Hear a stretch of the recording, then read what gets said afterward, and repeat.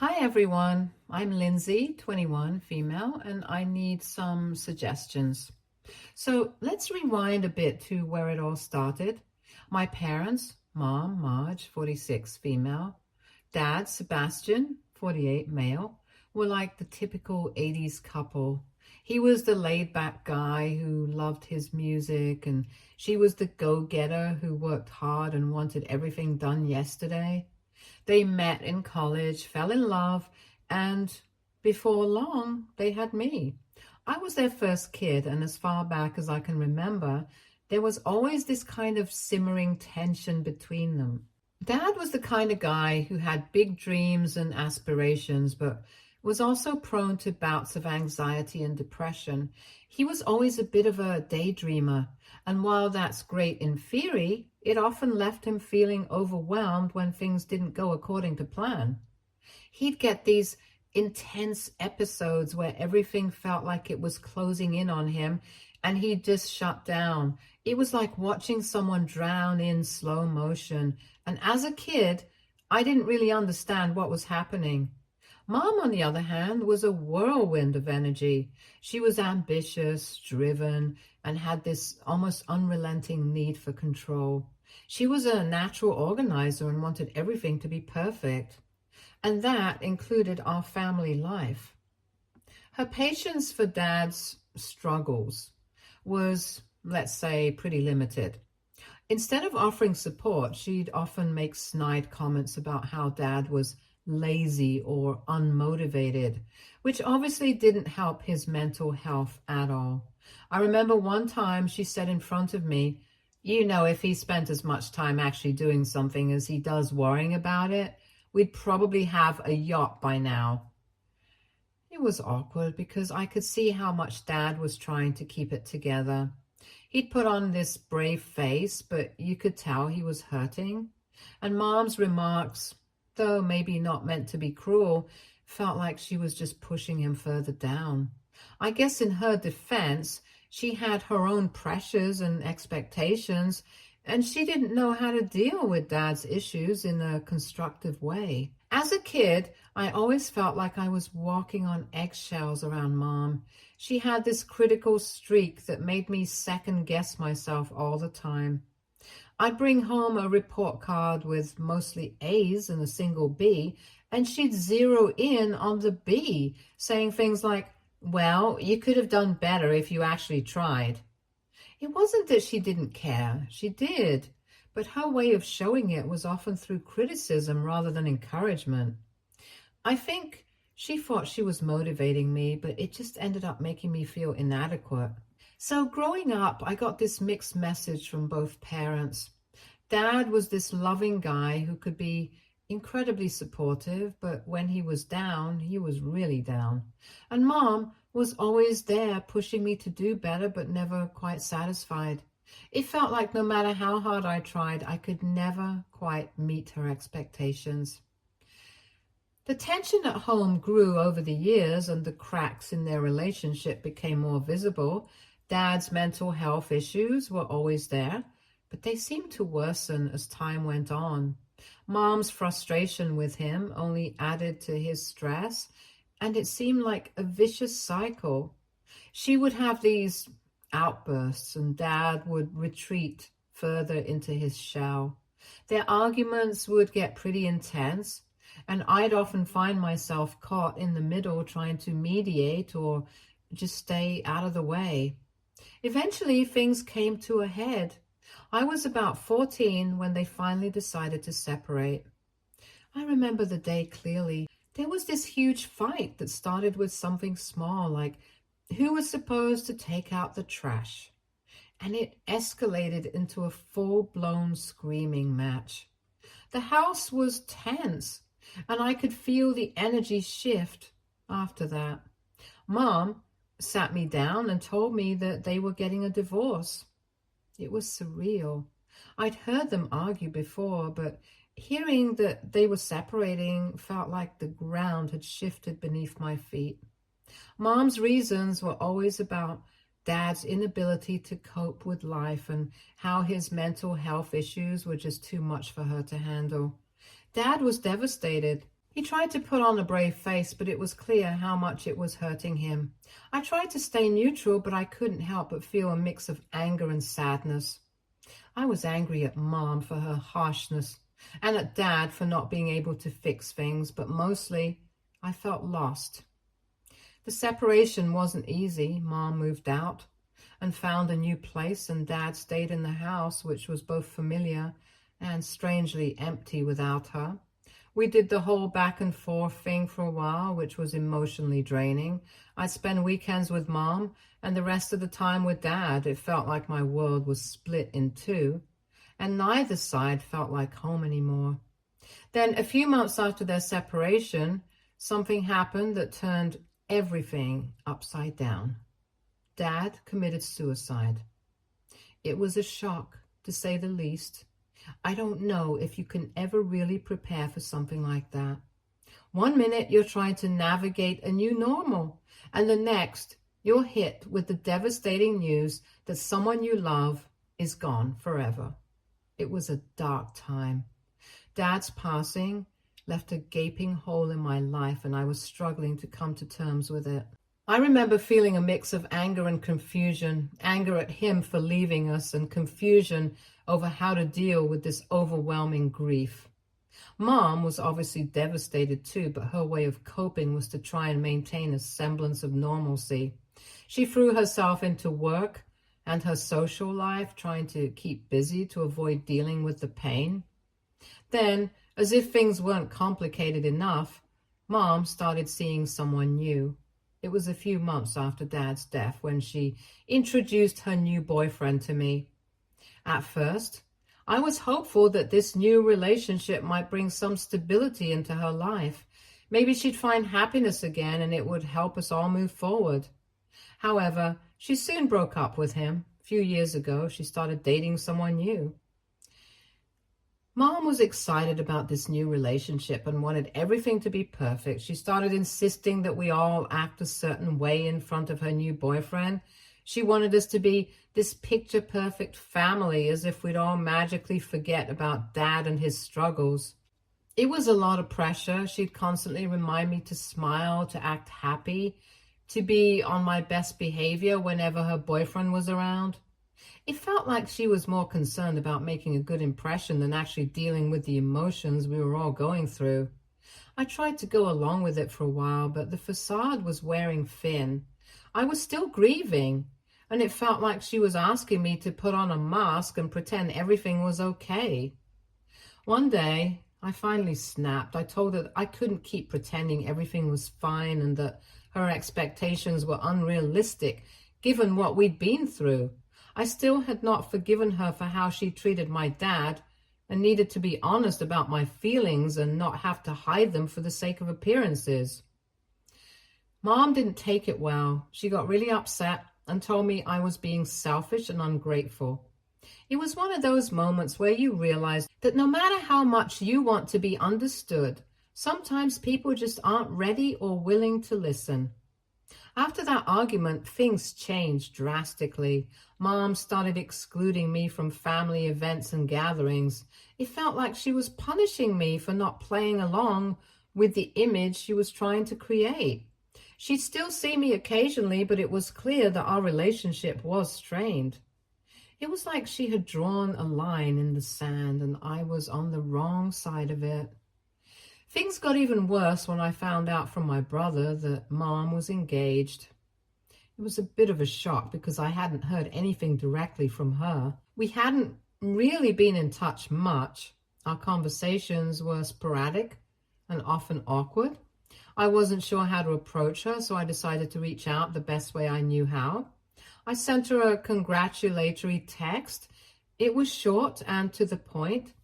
"Hey, Mom, I heard about your engagement. Congratulations. I hope you're happy." I figured that was a nice gesture, just trying to be supportive and bridge the gap, even though it felt like we were miles apart. But here's the kicker. She didn't respond. Not a word. I didn't know what to make of it.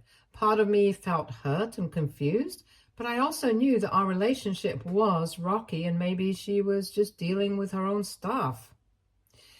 I tried to brush it off, but it lingered in the back of my mind. Then my brother filled me in on something that completely knocked me for a loop. He told me that during the rehearsal dinner for Mom's wedding, she made a pretty big announcement. Apparently, she had talked about why I hadn't been invited to the wedding, and let me tell you, it was brutal. According to my brother, Mom had said in front of everyone, the reason my name isn't here is because she's problematic and mentally unstable. Like dad, like daughter. Those words cut deep. I was already struggling with my feelings about the whole situation, and hearing that Mom had labeled me so harshly in front of her new family and friends was a gut punch. It felt like she was publicly distancing herself from me and using me as a scapegoat for her own choices.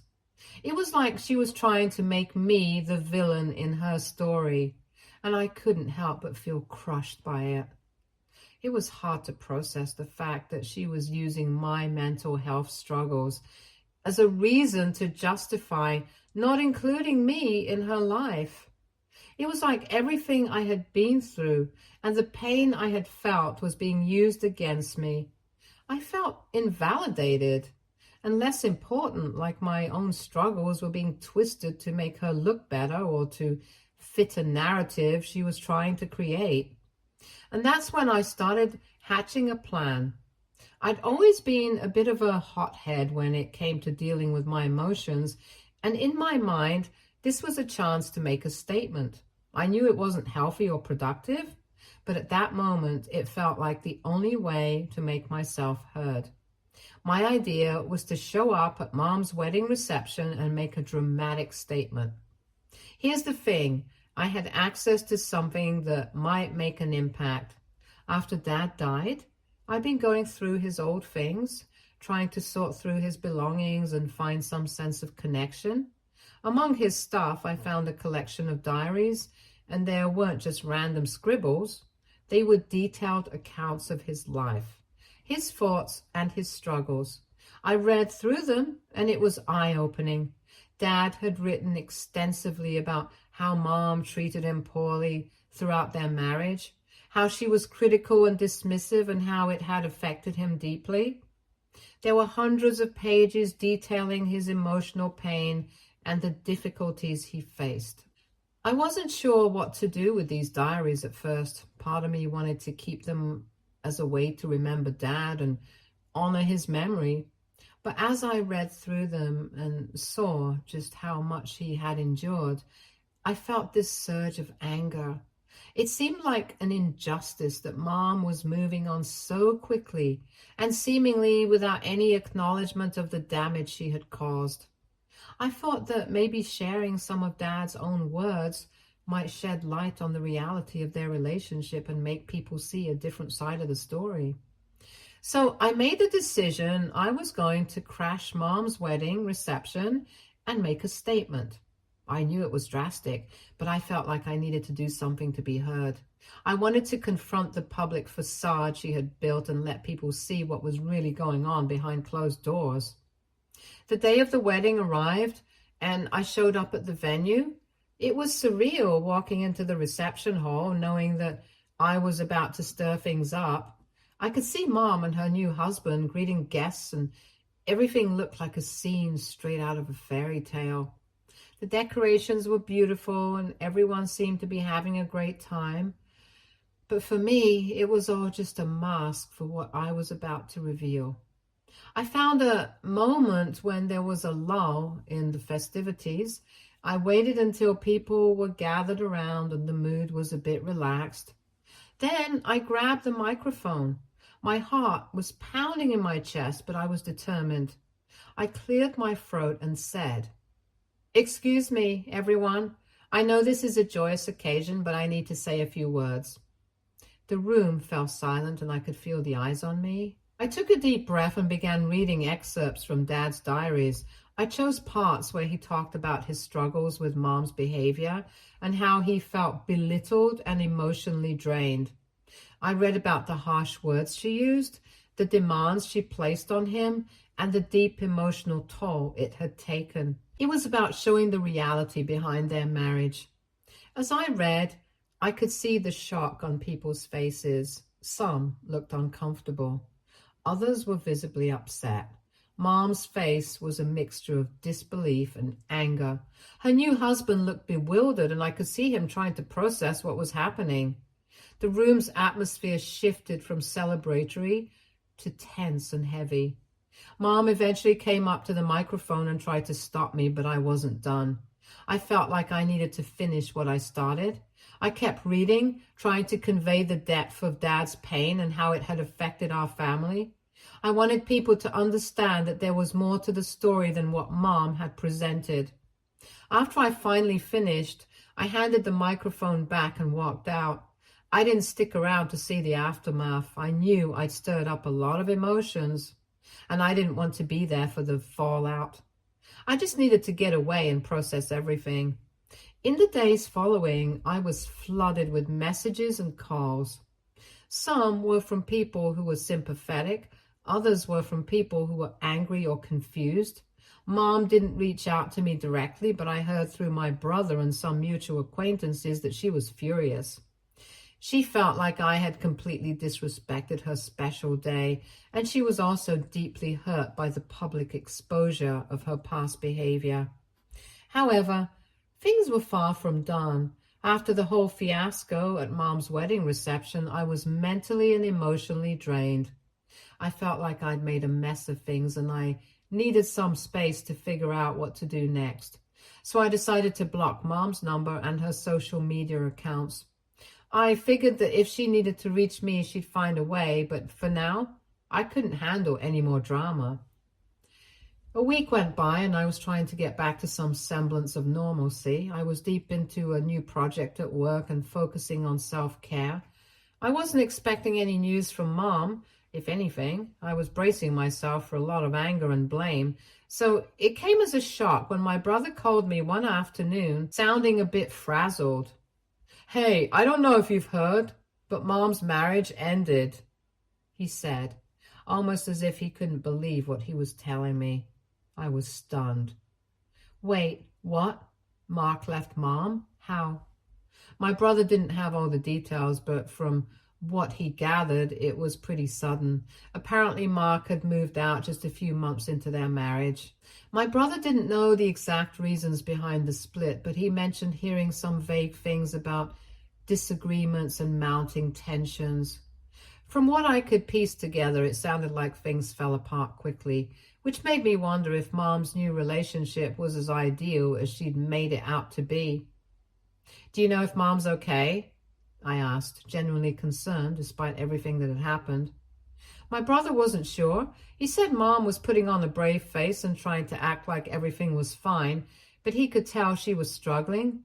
It was clear that she was in a tough spot, and it made me think about how much pain she might be in right now. Even though I was still hurt by how she treated me, I didn't want to see her suffering.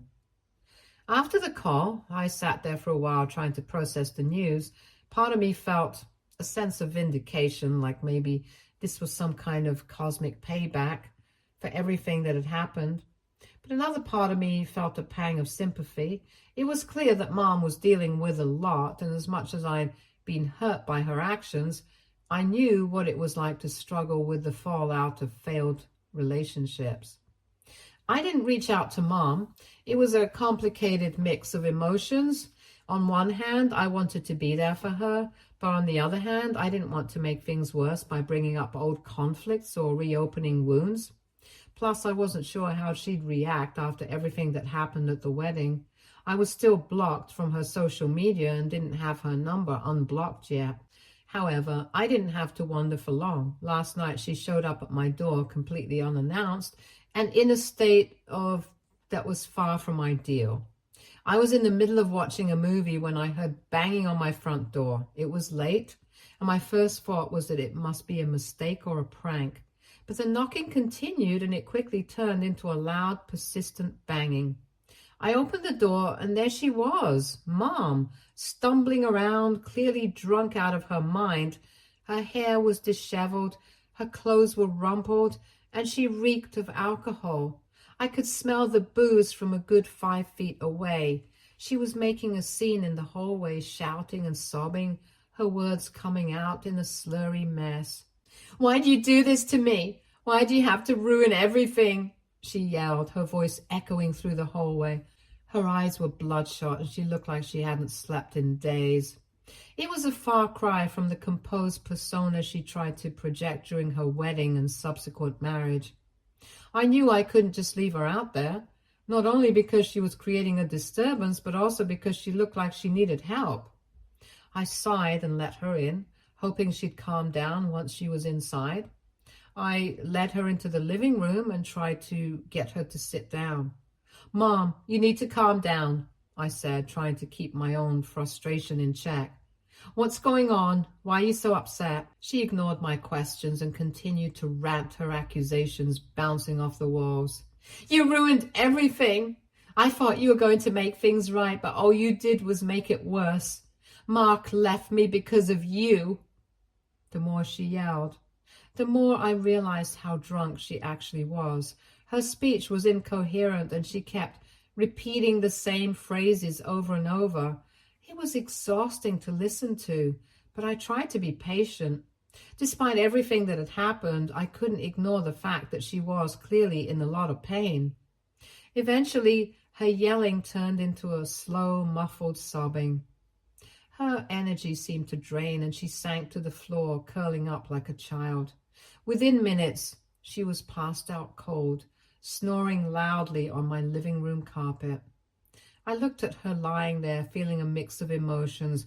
Part of me was angry at the way she'd come to my home and treated me, and angry at the whole situation in general. Another part of me felt pity. Seeing her like this, so vulnerable and broken, was a harsh reminder that she was human too, and she was struggling in her own way. I decided it was best to just leave her where she was. I didn't have the emotional energy to deal with her right then. I grabbed a blanket from the closet and draped it over her, and then went to my bedroom and shut the door. I needed to get some sleep myself, and I couldn't handle any more of the drama at that moment. The next morning, I woke up to find that Mom was still there, sleeping soundly on my floor. I could hear her faintly stirring as I made my way to the kitchen. I wasn't sure how to handle the situation. Part of me wanted to just let her wake up on her own and figure things out, but I also knew that ignoring her wasn't really an option. I made some coffee and tried to gather my thoughts. I had no idea how she'd react when she woke up, whether she'd be embarrassed, angry, or even apologetic. I just hoped that maybe after sleeping off the alcohol, she'd be more open to having a real conversation. However, by the time I got back to the living room after making coffee, she had already left. The blanket was still there, crumpled on the floor, and the remnants of her outburst were evident in the scattered tissues and empty coffee cup. I felt a pang of guilt as I looked around at the mess she'd left behind. It was clear that she had been in a rough place, and seeing her like that made me question whether I had been too harsh with my dramatic entrance at her wedding reception. In the days that followed, I couldn't shake the feeling of guilt. I replayed the scene at the reception over and over in my head, questioning if I had crossed a line. Was it really fair of me to expose her personal struggles in such a public way?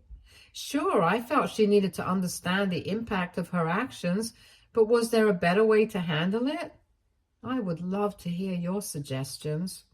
Update 1. Hi guys, some of you asked for what was in my dad's diary. I'm not going to share everything, but here are a few excerpts.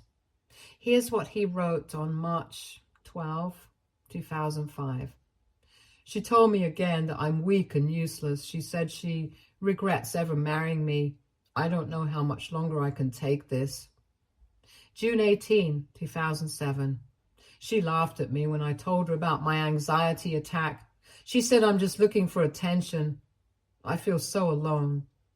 And here's one from December 24, 2008.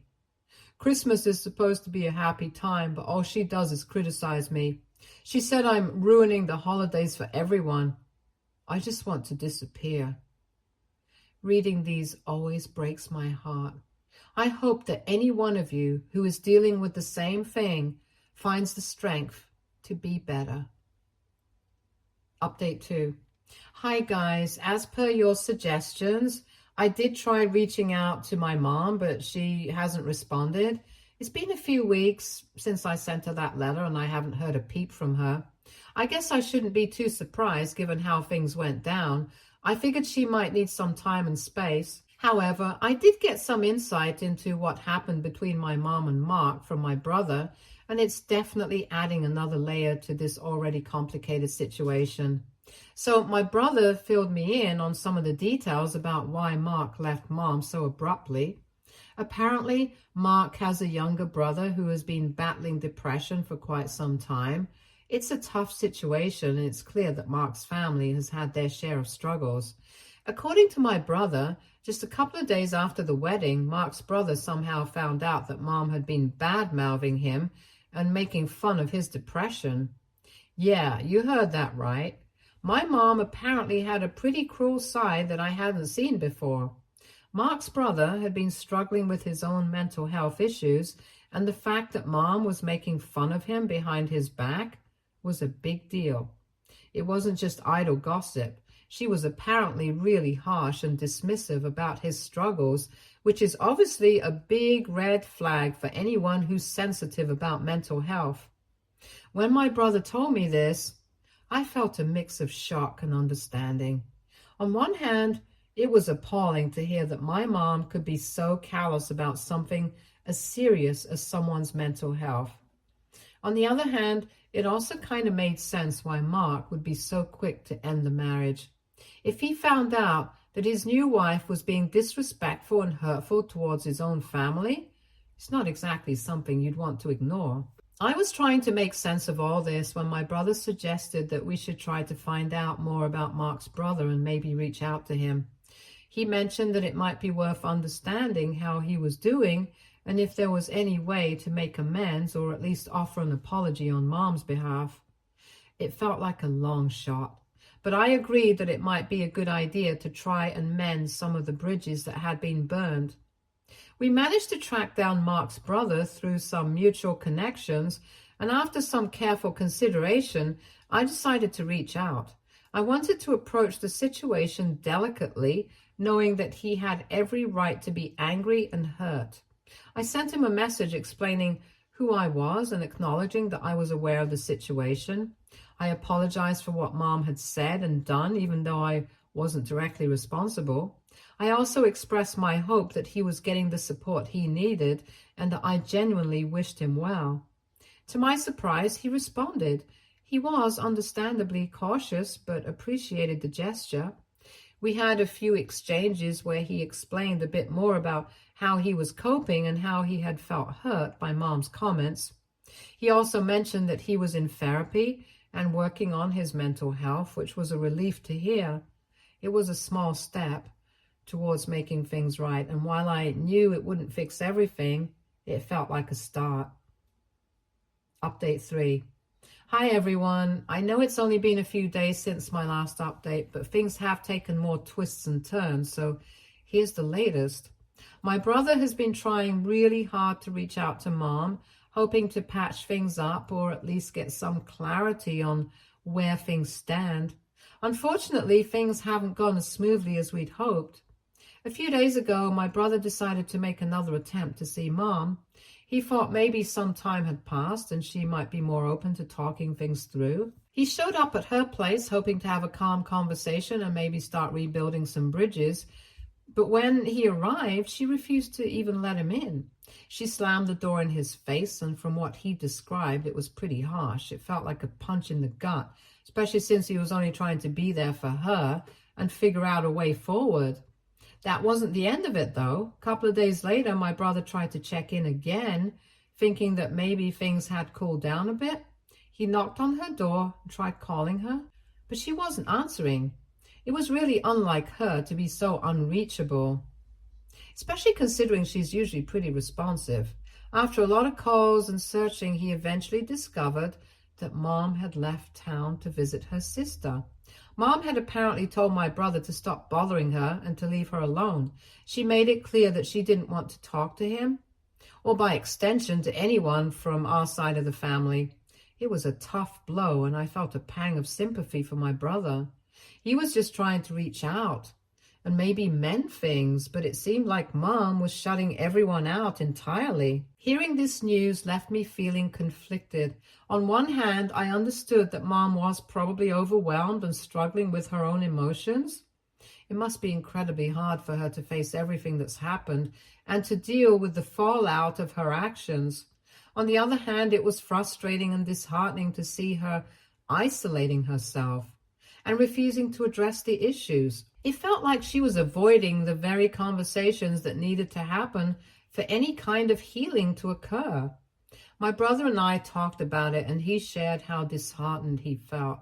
He genuinely wanted to help and offer support, but Mom's refusal to engage made him feel like his efforts were in vain.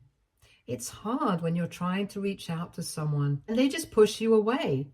He mentioned that he was considering giving her more space for now, hoping that maybe she'd come around when she was ready. But it's a tough call, and he's unsure of the best approach. Thanks for reading and for all the support and advice you've given so far. I am grateful for it. Stay tuned for more stories from Argo Relationships.